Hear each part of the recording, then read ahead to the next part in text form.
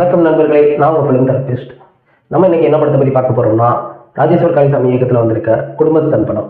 So இதில் மணிகண்டன் நடிச்சிருக்காரு. So இந்த படம் எப்படி இருக்குன்னு பார்க்கறதுக்கு முன்னாடி ஒன்றும் வியூஸ் நல்லா போகுது, சப்ஸ்கிரைபர் ஏற மாட்டேங்குது. ஸோ ரெட் சிக்னல் போட்டாலும் ஹாரன் அடிக்கிற பயிர் தான் எல்லாரும் அந்த ஹாரன் மாதிரி நினச்சிக்கிட்டு சப்ஸ்கிரைப் பண்ண நம்பிக்கிட்டு போயிருங்க. தென் சினிமா அதிகமாக பார்க்குற நபர்களுக்கு இந்த சேனலை ஷேர் செய்யுங்க, அவங்களையும் சப்ஸ்கிரைப் பண்ண சொல்லுங்கள். ஸோ குடும்பஸ்தன் மணிகண்டன் அவர் இந்த படத்தை அவர் நடிப்பால் தாங்கி பிடிச்சிருக்காருன்னு சொல்லலாம். ஸோ படம் டவுன் ஆகிற போர்ஷனால அவர் படத்தை தூக்கி நிறுத்தினாரு. இவர் ஒரு பக்கம்னா இன்னொரு பக்கம் நம்ம குரு சோமசுந்தரம். ஸோ அவர் வர சீன்லாம் அல்டிமேட்டாக தான் இருக்கும். டெஃபினட்டாக படத்துக்கு ஒரு ஹோப் கொடுக்குறாங்கன்னா அவர் தான். ஸோ அவரோட கேரக்டராக இருக்கட்டும், அவரோட சிரிப்பு அதெல்லாம் மிரட்டிடுவார். இந்த படத்தில் மற்ற கேரக்டர்ஸ் அவங்களுமே மிரட்டியிருக்காங்க தான் சொல்லணும். இது ஒரு குட் நைட் மாதிரி ஒரு குடும்பத்தை பேஸ் பண்ணி வந்த படம் தான். ரொம்பவே அருமையாக இருக்குது. இந்த படத்தோட கதையை பற்றி பார்த்தோம்னா, ஒரு குடும்பம் அதில் சம்பாதிக்கிற ஒருத்தர் இருக்காரு. அவருக்கு ஒரு இக்கட்டான சூழ்நிலையில் வேலை போயிடுது. அதுக்கப்புறம் என்னாச்சு, அதுக்கப்புறம் அவரோட லைஃப் அவர் எப்படி லீட் பண்ணிட்டு போறாரு அப்படின்றது தான் இந்த படத்தோட கதை. ஸோ படத்தில் ஸ்க்ரீன் பிளே பார்த்தோம்னா ரொம்பவே நல்லா இருக்குன்னு சொல்லணும். இன்ட்ரோல் பர்சன்லாம் ரொம்பவே அருமையாக இருந்துச்சு.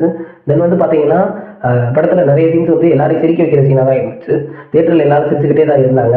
தென் படம் நிறைய இடத்துல எமோஷனலி நல்லாவே கனெக்ட் ஆச்சு. ஸோ நிறைய பேர் நினைக்கலாம், ஏன் ஹீரோ இப்படி இருக்கான், ஏன் ஹீரோ இப்படி இருக்கான் அப்படின்னு நிறைய பேருக்கு தோணும். இதே கொஸ்டின் தான் லவ்வர் படம் ரிலீஸ் ஆகும்போது வந்துச்சு. ஸோ இந்த படமும் அதே மாதிரி தான். நம்ம ஒரு சினிமாவில் எடுத்துக்கிட்டா அது எல்லாருக்கும் பொருந்தணும், அந்த ஹீரோ கேரக்டர் எல்லாரும் யோசிக்கிற மாதிரி யோசிக்கணும் அப்படின்னு நினைக்கிறோம். ஸோ ஆனால் உண்மையில் மக்கள் அப்படி கிடையாது இல்லையா? ஸோ நீங்கள் ஒன்று யோசிப்பீங்க, நான் ஒன்று யோசிப்பேன், உங்களுக்கு இந்த படம் ரொம்பவே பிடிக்கும், எனக்கு ஒரு சுமாராக தெரியும். ஸோ அந்த மாதிரி ஒவ்வொருத்தரும் ஒவ்வொரு மாதிரி தான் இருப்பாங்க.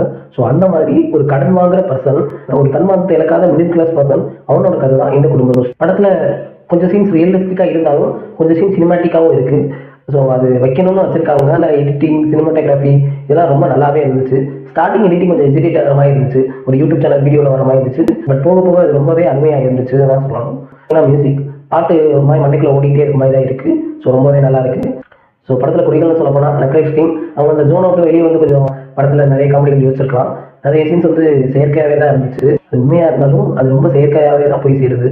ஸோ எங்கேயோ மிஸ் பண்ணியிருக்காங்க தான் சொல்லணும். தென் பார்த்தீங்கன்னா படத்தில் நிறைய எமோஷனல் சீன்ஸ் வருது, நிறைய அந்த ஃபீல் விட்டு அழுகிற சீன்ஸ் நிறைய இருக்குது. அதுக்கு இவங்க கேப் கொடுக்காம அங்கேயும் கவுண்டர் போடுறது, காமெடி பண்ணுறதுன்னு நிறைய சீன்ஸ் இருக்குது. ஸோ அதுவே படத்துக்கு தொய்வு கொடுக்குது. இந்த படத்துக்கு நான் போகலாமா வேணாமா அப்படின்னு கேட்டீங்கன்னா, நீங்கள் லைஃப்பில் ஒரு லோ ஸ்டேஜில் இருக்கேனாலோ இல்லை இப்போ தான் புதுசாக கல்யாணம் பண்ணிக்கேனாலும் இந்த படத்தை கண்டிப்பாக ஒரு வாட்டி போய் பாருங்கள். முடிஞ்சால் உங்கள் சொந்தக்காரங்க, உங்களுக்கு ரொம்ப இரிட்டேட் பண்ணுற சொந்தக்காரங்களை கூட்டிகிட்டு போய் இந்த படத்தை பார்க்க வைங்க.